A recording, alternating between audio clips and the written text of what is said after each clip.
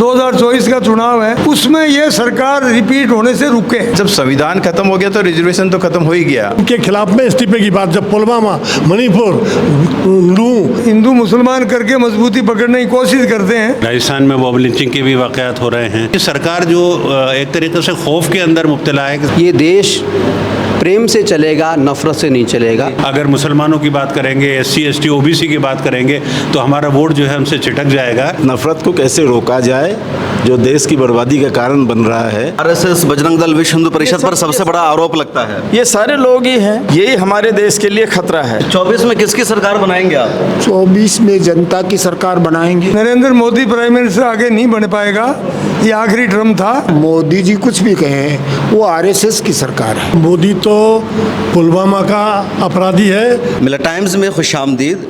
इस वक्त मैं मौजूद हूँ राजस्थान की राजधानी जयपुर में, और जयपुर में मुख्तलिफ समाज के लोग एक जगह इकट्ठे हुए हैं और ये सब कोशिश कर रहे हैं कि जो लोग देश में फ़िरका परस्ती कर रहे हैं, देश का माहौल ख़राब कर रहे हैं, उनके ख़िलाफ़ लड़ाई लड़नी है। और यहाँ जो लोग मौजूद हैं उसमें जाट समाज के हैं, दलित समाज के हैं, जितने सारे समाज कम्युनिटी कास्ट है, सब लोग इकट्ठा करके भाईचारा का, यूनिटी का मैसेज दे रहे हैं कि हम सब को मिल करके फ़िरका परस्त ताकतों को इक़्तिदार से बाहर करना है, मुल्क को फ़िरका परस्ती और नफ़रत से पाक साफ़ करना है।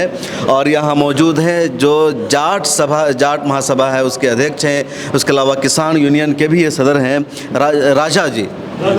राजा राम मिल जी। तो इनसे बातचीत करते हैं कि आज जो आप सब बैठे हैं, मकसद क्या है? मकसद हमारा ये है कि जो संविधान पे जो बात आई है ना, ये चर्चा आई है, इन्होंने सोचा छोड़ा है कि संविधान को बदला जाए। मेन मुद्दा जो इन्होंने उठाया है, ये इंजेक्शन लगा के देखते हैं कितनी ताकत है, लोग बड़बड़ाते हैं कि नहीं है, या ठंडे पड़ गए होती है, काम आगे और बढ़ाएं, जिस जगह कर रहे हैं। इसके उस बात के विरोध में लोगों में रोष है। 36 कौमों के लोग हैं यहाँ। 36 कौमों के लोग? हाँ, 36 कौमों के लोग यहाँ हैं। 1-2 कौम छोड़ दो जो ये RSS से जुड़ी हुई, इस तरीके के लोग, बाकी सब लोग हमारे साथ हैं। हमारा मंच जो है वो ये सोचता है कि हम क्या करें कि राजस्थान में भी उन लोगों को बाहर करें, आने नहीं दें। और दूसरा मेन मुद्दा इनका ये रहता है कि जो 2024 का चुनाव है उसमें ये सरकार रिपीट होने से रुके। मेन मुद्दा है, एक एजेंडा है हमारे संगठन का कि आज हमें MLA चुनाव में क्या करें, उसमें ज़्यादा हमें फ़र्क नहीं पड़ता। मैन मरकज़ में बीजेपी को आने से रोकना है, रिपीट होने। 24 में 24 का बीजेपी तो बहुत मजबूत है, उनके साथ RSS है, बजरंग दल है, विश्व हिंदू परिषद है, हर कोई अपने आप को संघ का आदमी बताता है। वो मजबूत नहीं है, वो हिंदू मुसलमान करके मजबूती पकड़ने की कोशिश करते हैं।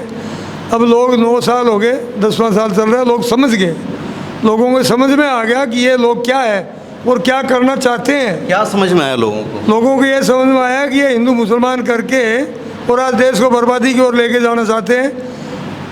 45 साल में सबसे ज़्यादा बेरोजगारी है, गरीबी रेखा से नीचे 7 करोड़ लोग थे जब ये आए, आज 24 करोड़ से ऊपर है।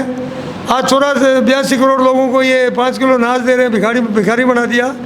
और ये कह रहे कि हमारा देश जो है वो तो उड़ रहा है, 5 ट्रिलियन वो बनने वाला है, हमें तो 5वीं शक्ति बन गई। किस बात से शक्ति बन गई? लोग तो भूखे मर रहे हैं इस देश के अंदर। मेरे ख्याल में करोड़ों आदमी रात को भूखे सोते हैं। तो क्या ये देश समझा नहीं है क्या? ये देश जाना नहीं है क्या?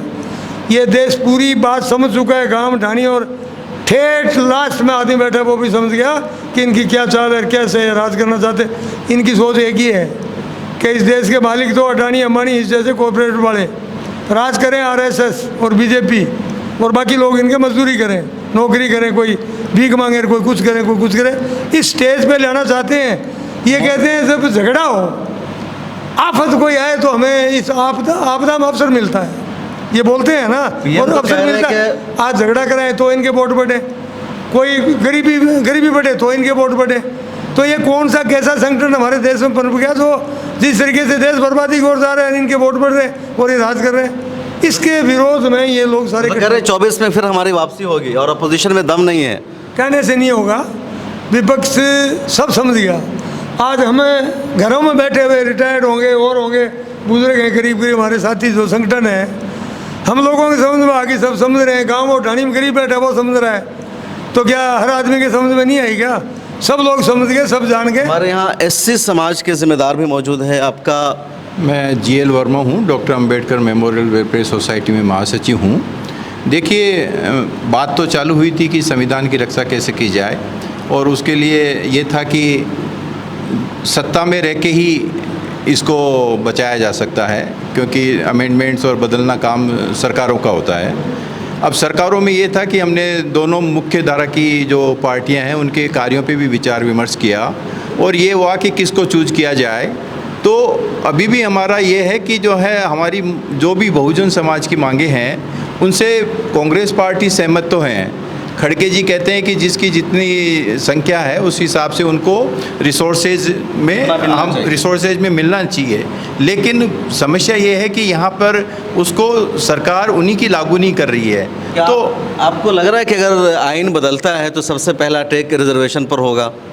जब संविधान खत्म हो गया तो रिजर्वेशन तो खत्म हो ही गया, उसमें तो कोई वो ही नहीं है। लेकिन जब यहाँ हमारे हितैषी सरकार है, कह रहे हैं कि हम आपके हितैषी हैं। अशोक गहलोत की सरकार राजस्थान में, खड़गे साहब की बात कर रहा हूँ, वो खड़गे साहब कह रहे हैं कि हम आपको आपकी आबादी के अनुपात में सब कुछ देंगे और ओबीसी की जनगणना भी करवाएंगे।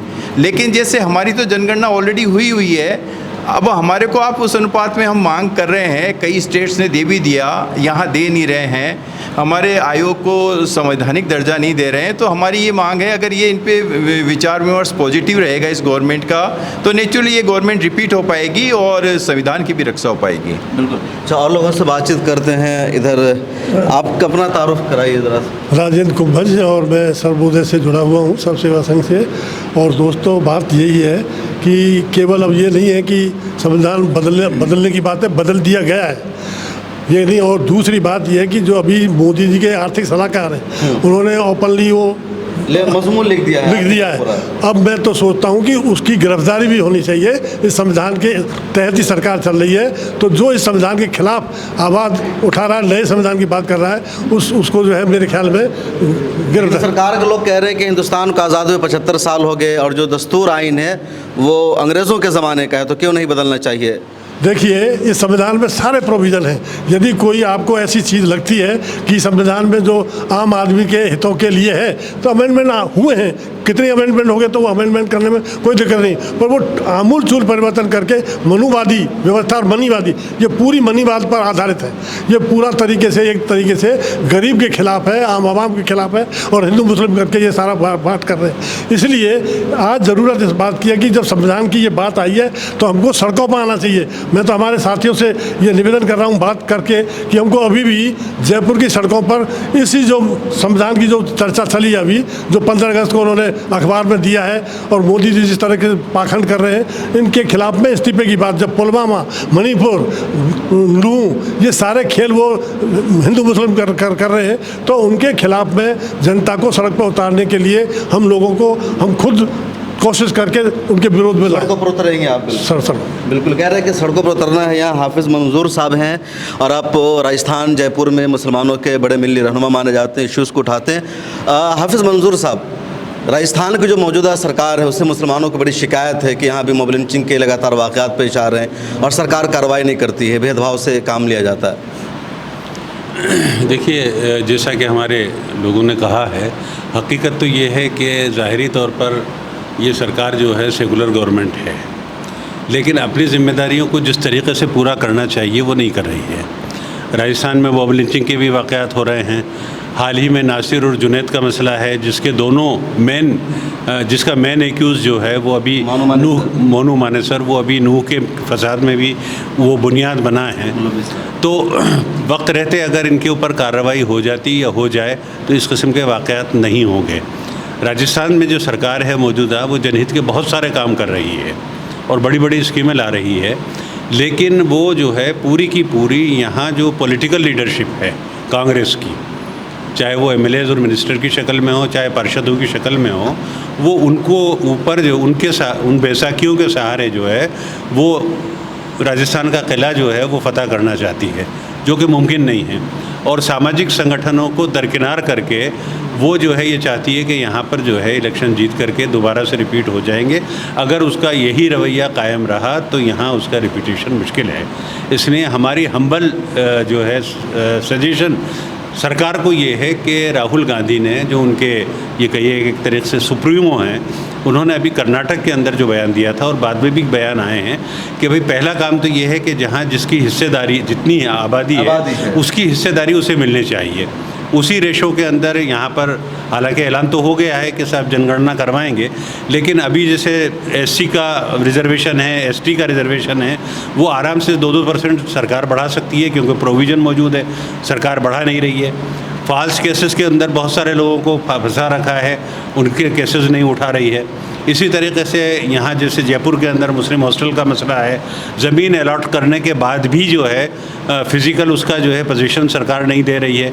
और कांग्रेस के हायर अथॉरिटी ने ये भी कहा है और कर्नाटक के अंदर उन्होंने इसकी मिसाल भी कायम करके दे दी कि आप किसी प्रेशर में काम मत करिए, जो सही बात है वो करिए और उसको आगे बढ़ाइए। और उसी का नतीजा है कि कर्नाटक में बजरंग बली और ये सारे वाक़यात हुए, उसके बावजूद भी कांग्रेस ने वहाँ पर हुकूमत बनाई। तो ये सरकार जो एक तरीके से खौफ के अंदर मुब्तला है कि साहब हम अगर मुसलमानों की बात करेंगे, SC ST OBC की बात करेंगे तो हमारा वोट जो है हमसे चिटक जाएगा। तो सरकार को इस भ्रम से बाहर निकल जाना चाहिए और इन तमाम समाजों को कॉन्फिडेंस में लेना चाहिए। अगर वो इनको कॉन्फिडेंस में लेके काम करती है तो दोबारा रिपीट हो जाएगी, और अगर इनको कॉन्फिडेंस में नहीं लेती है तो फिर हम नहीं कह सकते कि क्या होगा। बिल्कुल, बहुत सही बात आपने की है। यहाँ अनिल साहब है, जर्नलिस्ट भी हैं। क्या मकसद है आज की बैठक का अनिल साहब? देखिए, आज की बैठक में 4 बातें हैं कि हमारा कहना है कि देश, संविधान, लोकतंत्र और आम नागरिक के अधिकार वो ज़बरदस्त खतरे में हैं। लगातार केंद्र सरकार इस तरह की सिचुएशंस पैदा कर रही है जिससे कि देश के आम आदमी को अधिकार विहीन किया जा सके। हम एक एजेंडा जो है नफ़रत का एजेंडा है, वो नफ़रत को पंख लगाने का एजेंडा पे काम कर रहे हैं। हम प्रेम के एजेंडे को पंख लगाने का काम कर रहे हैं।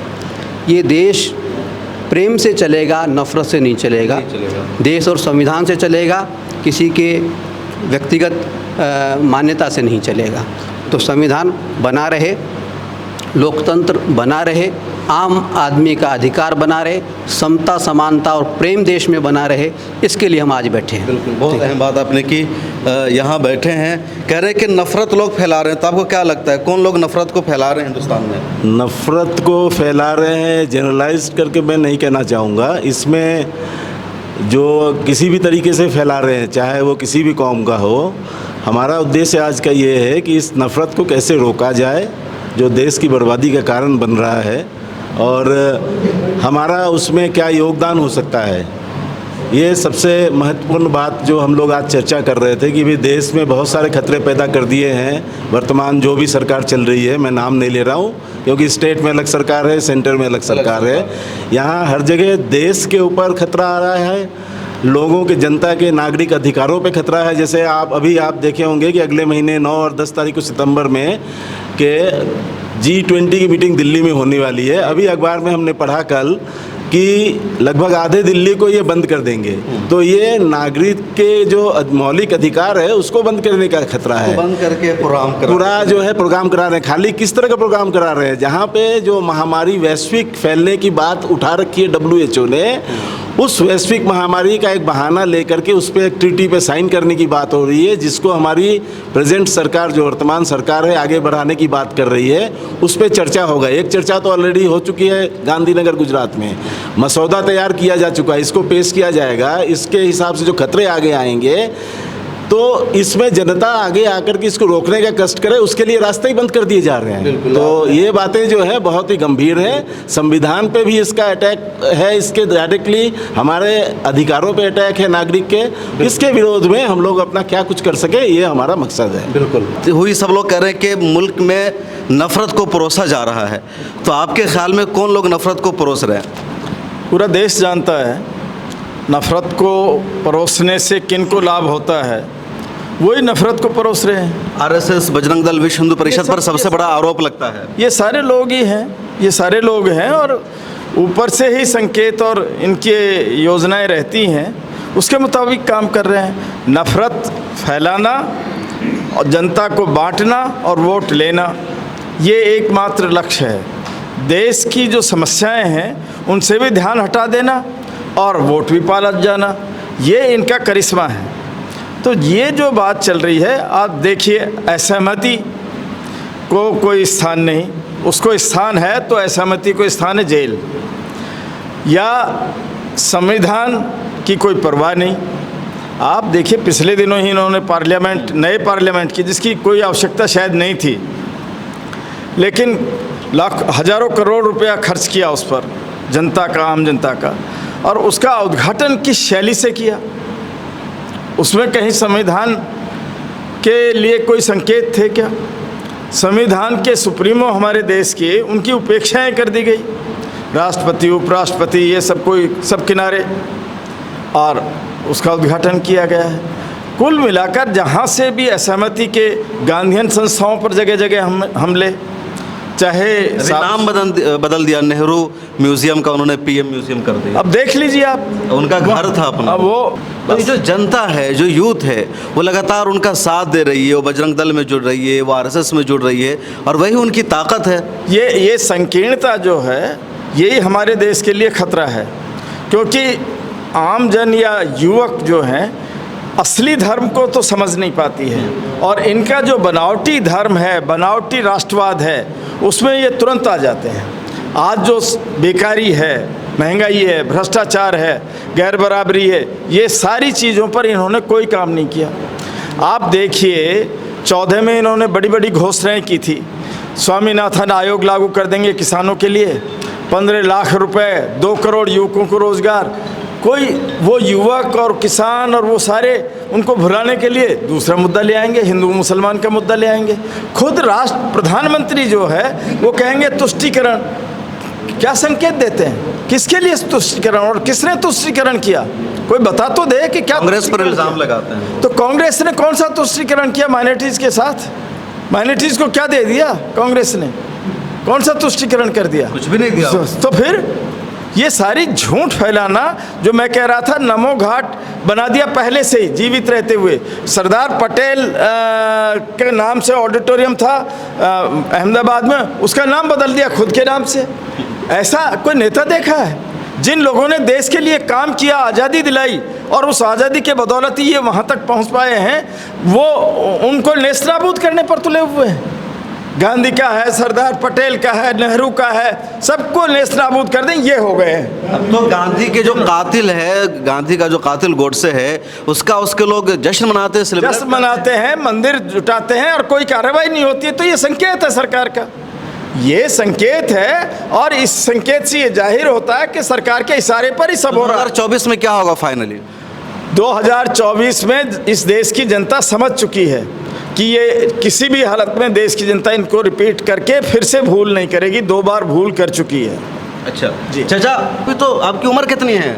93 हो गए। तो ज़रा सा अपना अनुभव बताइए आप, 90 साल का। 24 में किसकी सरकार बनाएंगे आप? 24 में जनता की सरकार बनाएंगे। जनता की सरकार तो मोदी जी कह रहे यही है। मेरी बात सुनिए, चाय बेचने वाला प्राइम मिनिस्टर बना। मोदी जी कुछ भी कहें, वो आरएसएस की सरकार है। मोदी जी भी आरएसएस के गुलाम है। तो आप आरएसएस के खिलाफ हैं? मैं खिलाफ नहीं हूँ, मैं बात कह रहा हूँ, मेरी भावना व्यक्त कर रहा हूँ। मैं तो जनता के साथ हूँ, और जनता भूल की है वो सुधारेगी। जनता ने 2 बार भूल की है। क्या 15 लाख रुपए खातों में आ गए? क्या 2-2 करोड़ नौकरियां दे दी? तो 10 साल में जो है ना 20 करोड़ होती हैं, तो 20 करोड़ को बेरोजगार किया है।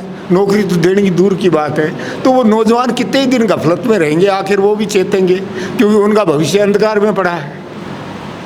तो एक आखिरी सवाल करेंगे राजा जी से। अभी जो अलायंस बना है इंडिया और एनडीए, तो आपको क्या लगता है जो इंडिया अलायंस बना परफेक्ट है, मुकाबला करेगा इंडिया का मजबूती से? मेरी कैलकुलेशन आज की तारीख में ये है कि बीजेपी 150 से क्रॉस नहीं करेगी। 150 के नीचे बीजेपी आएगी। इनका इंडिया भी, जो एनडीए है ना, इनका एनडीए 200 के अंदर सड़ जाएगा टोटल। और जो इंडिया ग्रुप बना है, आज क्या है कि ग्रुप वो आपको आपकी गर्ज से बना है। सबकी सोच अलग अलग है, सबकी भावनाएं अलग अलग है, सबके संगठन अलग अलग है, सबके संगठनों के मालिक हैं। लेकिन आज मजबूरी है, या तो इनके साथ जाओ या जेल में जाओ। सामने खड़ा होना है तो ताकत दिखाओ। ताकत ये है कि इनको सत्ता से बाहर करो तो जिंदा रहोगे, नहीं तो सबको मारेंगे। ये सबको एक एक करके जेल में डालेंगे। डाल रखे हैं ईडी, यहाँ ईडी के 30 आदमी आए हुए हैं, 2 महीने हो गए। तो ये बताइए सीधा सीधा 2024 में प्राइम मिनिस्टर कौन बनेंगे, राहुल गांधी, नरेंद्र मोदी? ऐसा है, नरेंद्र मोदी प्राइम मिनिस्टर आगे नहीं बन पाएगा, ये आखिरी टर्म था। आखिरी टर्म था। राहुल गांधी का मैं नहीं कह सकता। कारण क्या है कि राहुल गांधी को ये भूख नहीं है कि भाई मैं प्राइम मिनिस्टर बनूं। उसको ये है कि ये देश को बर्बाद करने वाले लोग जो हैं ये नहीं बने, ये उसकी सोच है। आज खड़गे जो एससी का है उसको अध्यक्ष बनाया कांग्रेस पार्टी का, और बहुत विद्वान और समझदार और अच्छा आदमी है खड़गे साहब। उनकी सोच, विचार, भावनाएं पूरे देश के सब लोगों को साथ लेके चल रहा है। चाहे नीतीश कुमार हो, चाहे बिल्कुल ये पवार साहब हो, सारे संगठन जो मिले हुए हैं वो सब उसमें उस मुद्दे पे। आपको क्या लगता है 24 में प्राइम मिनिस्टर कौन बनेंगे, राहुल या नरेंद्र मोदी? राहुल गांधी को तो ज़रूरत पड़ी तो सोनिया गांधी की जैसे वो तो छोड़ देंगे पद भी, जो तो देश हित में वो भी कर देंगे, सब कुछ कर देंगे। और अभी जो 3 चुनाव हो रहे हैं ना राज्यों के, इसी में एक तरीके से टेस्टिंग हो जाएगी कि सरकार 24 में किसकी बनेगी। आपको क्या लगता है हाफिज मंजूर साहब, इंडिया और इंडिया के अलायंस में? देखिए ऐसा है, 2 चीज़ों पर मैं बात करना चाहूँगा। अभी एक सवाल आ रहा था कि नफ़रत का माहौल पैदा किया जा रहा है, लेकिन इसी में उम्मीद की एक नई किरण नज़र आई है। वो क्या है? और वो हरियाणा में नज़र आई है कि वहाँ पर जो जाट समाज है वो पूरी ताकत के साथ जो है फ़िरका परस्तों के ख़िलाफ़ सीना तान के खड़ा हो गया और मुस्लिम पक्ष के जो है फेवर में खड़ा हुआ है। जाट नहीं है, 3600 कौम। 3600 कौम, लेकिन ख़ास तौर से जाट समाज जो है पूरी ताकत के साथ उसने अगुवाई की है इसकी। तो ये इस बात का संकेत है कि मुल्क जाग रहा है और नया माहौल पैदा हो रहा है, और इनकी फ़िरका नफ़रत फैलाने की जो सियासत है वो नाकाम होती जा रही है। दूसरी चीज़ जो आपका सवाल है वो ये है कि आपने सवाल किया है कि इंडिया और एनडीए की, तो अब सीधी सी बात यह है कि इस वक्त जिस हिसाब से माहौल बदल रहा है, और यहाँ आप देख रहे हैं, अभी आप जयपुर आए हैं, यहाँ मीटिंग में भी आपने देखा है, तो उसमें यह है कि एनडीए का रिपीटेशन मुमकिन नहीं है। अब रह गई इसकी बात कि प्राइम मिनिस्टर कौन बनेगा कौन नहीं बनेगा। तो देखिए इस सिलसिले में हमें एक जो बुनियादी गलती हो रही है और लंबे अरसे से हो रही है वो ये हो रही है कि हम इलेक्शन से पहले जो है प्राइम मिनिस्टर को चुन लेते हैं कि साहब मोदी बनेगा या ये बनेगा। हालांकि ये विशेषाधिकार जो है मेंबर पार्लियामेंट्स का होता है कि वो किसको जो है प्राइम मिनिस्टर चुनते हैं। तो ये तरीका ही गलत है कि साहब वोटिंग ही तो उसी नाम पर होती है। ये गलत है ना, ये गैर दस्तूरी तरीका है मेरे हिसाब से। बिल्कुल। आपको क्या लगता है कौन बनेंगे प्राइम मिनिस्टर? देखिए सीधी सीधी बात है, जो मोदी के बारे में यदि पूछा जाए तो मोदी तो पुलवामा का अपराधी है। यदि सही मायने में देश में कोई जुडिशरी होती तो स्वयं संज्ञान लेकर के और मोदी जी को जेल में डाल देती। तो मोदी तो प्रधानमंत्री बनने से रहे। जहाँ तक सवाल राहुल गांधी का है, तो राहुल जी तो मतलब प्रधानमंत्री के उसमें नहीं है कि साहब मैं प्रधानमंत्री बनूँ। देश एक हो और चुनाव के बाद में, और बात तो यही है कि जो पार्लियामेंट्री सिस्टम था उसको मोदी ने चेंज किया। ये तानाशाह आदमी है कि जब ये गुजरात में मुख्यमंत्री थे तो उसके जो उनकी जो चुनाव समिति के अध्यक्ष बने, फिर उन्होंने कहा कि मेरे को प्रधानमंत्री का उम्मीदवार घोषित करो। वहीं से इसकी डिक्टेटरशिप शुरू हो गई, जो बिल्कुल गलत संविधान के खिलाफ प्रक्रिया है, होना नहीं चाहिए। कौन बनेंगे प्राइम मिनिस्टर, राहुल या नरेंद्र मोदी? देखिए इन दोनों में अगर बात करें हम प्रधानमंत्री की, तो राहुल गांधी जी का तो कोई लेना देना है नहीं। देश बच जाए सबसे पहले। आज सबसे बड़ा सवाल हमारे साथ में ये हो रहा है, सवाल ये नहीं प्रधानमंत्री कौन बनेगा, देश बच। बिल्कुल, बहुत अहम इनका मुद्दा है। 2 साथी और रह गए। क्या नाम हुआ आपका? मेरा नाम प्यारेलाल शकुन है जी। प्यारेलाल जी बताइए कि देश के लिए इस वक्त किस जी? शहीद भगत सिंह दिशा मंच का संयोजक हूँ। अच्छा। और मैं ये बात कहता हूँ कि ये जो वर्तमान जो पार्टी है, ये एक्चुअली जो शासन व्यवस्था है, रूलिंग क्लास जो है आज पूंजीपति वर्ग का है शासन। आप पूंजीपति वर्ग किसको तय करेगा, ये फाइनेंशियली जिसको फाइनेंस करते हैं ना, उसकी सरकार अब ये उसकी सरकार बनती है अपना फ़ायदा उठाने के लिए। फ़ायदा उठाने के लिए। सारा मीडिया इसको इन्होंने खरीद रखा है। आपका है कि नहीं है पता नहीं मुझे, लेकिन तमाम जो चैनल हैं, बड़े बड़े चैनल, बड़े बड़े चैनलों को उन्होंने खरीद रखा उठाते हैं। है। तो वो लोग जो है लोगों का माइंड चेंज कर देते हैं चुनावों के टाइम पर, और सारा खरीदते हैं, और कार्यकर्ताओं तक को खरीदा जाता है। और बीजेपी के पास में धन सबसे अधिक है, और इन्हीं अडानी अंबानी ने उनको धन मुहैया कराया है। ऐसे में तो ये जो धन है, इसको धन को जो है ना, ये किसी अलग तरीके से देते हैं, और उससे ये चुनाव प्रचार के द्वारा लोगों को और जनता को सबको खरीदते हैं, चैनल को खरीदते हैं। और अब ये कौन आएगा, ये जनता तय करने के बजाय ये लोग ही तय करते हैं। एक्चुअली पर्दे के पीछे से ये लोग। आपका अनुमान क्या कह रहा है, किसको जनता सपोर्ट करेगी इस बार? जनता तो चाहती है कि ये जाना चाहिए, इसको जाना चाहिए। भारतीय जनता पार्टी के भी कुछ ईमानदार लोग ये यहाँ तक कह रहे हैं, मेरे से बात होती है कि ये लोग जो है ना, ये इसने देश को बर्बाद कर दिया मोदी ने। हाँ, भारतीय जनता पार्टी के लोग कह रहे हैं कि मोदी ने देश को बर्बाद किया। आपका क्या नाम हुआ? मैं ये कह रहा हूँ सर जी, नुपुर शर्मा ने एक ऐसा स्टेटमेंट दिया था टीवी चैनल पर कि जिससे देश के अंदर एक नफरत फैल गई, और नफरत इस तरह से दिमाग में उतर गई कि एक मुस्लिम कौम तो ये सोचने लगी कि ये क्या हो रहा है। और वो कौन थी नुपुर शर्मा? वो राष्ट्रीय प्रवक्ता थी, बीजेपी की राष्ट्रीय प्रवक्ता थी। और राष्ट्रीय प्रवक्ता कौन था? रामनाथ कोविंद, जो हमारे राष्ट्रपति हैं। तो यानी कि वो तो राष्ट्रपति बनते हैं ऐसे लोग। इसलिए ही तो नफरत है इनसे। एक्चुअली देश नफरत से नहीं चलेगा, क्योंकि देश का जो सेक्युलर वो है, संवैधानिक प्रावधान, वो नष्ट हो रहा है इससे। उससे चलेगा, वो नष्ट हो रहा है इससे। नफरत लोगों में भाईचारा खत्म करती है, एक संदेह पैदा करती है, एक दूसरे के ऊपर शक पैदा करती है, एक दूसरे से दूरी पैदा करती है, आसपास में बैठने नहीं देती है, असहयोग की भावना पैदा करती है। इसलिए मोदी हटेगा। बिल्कुल। एक आखिरी सवाल करेंगे जाट महासभा के जो अध्यक्ष जी हैं, कि हरियाणा के नूह में मेवात में जो मामला हुआ और जाटे ने जो बायकॉट किया गोजर का, बजरंग दल का, तो आप पर आरोप लग रहा है बजरंग दल की तरफ से, आरएसएस की तरफ से, कि आप लोग गद्दार हैं हिंदुओं के। जाट समाज कभी गद्दार नहीं था, ना पहले था, ना है, ना आगे होगा। ये आपके पैरों पे खड़ा हुआ समाज है, और जो पलड़ा झुकता है उसके साथ में खड़े रहते हैं। इन लोगों ने सिरसा के अंदर 150-200 लोग इकट्ठे हुए थे, यही गुर्गे इकट्ठे होकर के, और वहाँ जो रेडी ठेले वाले जो थे माइनॉरिटी के, उन लोगों के रेडों पे अटैक किया। वहाँ के लोगों ने लठ लेके निकल गए, उसमें बानिये भी थे, जाट भी थे, 36 में इकट्ठे हो गए। आगे दुकानदार भी थे, बोले मारेंगे सालों को, ये आगे आपकी मजदूरी कर रहे हैं, तुम्हारा क्या लिया, कौन सा दल लिए? फिर वहाँ से दिया लठ, वो भागे, और उसके बाद यहाँ नूह में आके इन्होंने ये किया। नूह में इनकी पपड़ पीगी। ये जो मरे हैं ना 6 आदमी, इन्होंने खुद नहीं मारा है, खुद ने मारा है। हाँ, ये दूसरा कौन? आज मोमडे ने तो बेचारा आपकी जान बचाए पड़ा है, वो तो आपके टापर पाल रहा है भाई। वो किसी रोड पर आके किसी को गोली मारेगा क्या? लेकिन घर तो मोहम्मदन के तोड़े जा रहे हैं, बुलडोज कर दिया गया 1300 घरों को, 200 से ज़्यादा को गिरफ्तार कर लिया है। इसीलिए तो इनका राज वहाँ से जाएगा।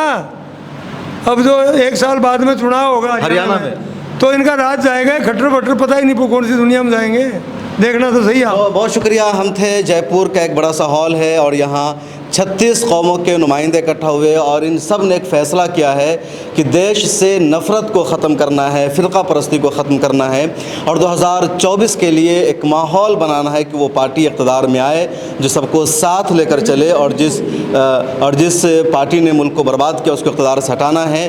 और राजस्थान के लिए भी इनकी कोशिश होगी कि राजस्थान में वही पार्टी बाज़ाब्ता रिपीट हो जो सबको साथ लेकर चल रही है। साथ इनकी कोशिश है कि प्रेशर भी बनाया जाए कि जो अशोक गहलोत की सरकार है, उसने भले ही बहुत सारा काम ज़रूर किया है, लेकिन हिंदुत्व के आइडियोलॉजी पर सरकार चल रही है। जो लॉ एंड ऑर्डर का मामला है उसमें सरकार नाकाम है, तो उस पर भी प्रेशर बनाने की कोशिश है। और बहुत खुल करके हाफिज़ मंजूर साहब ने इस हवाले से बातचीत की, क्योंकि मानो मैंने सर कई सारे मॉब लिंचिंग के जो कलीदी मुलजिम है वो राजस्थान से ताल्लुक़ रखते हैं, यहाँ केसेस दर्ज है।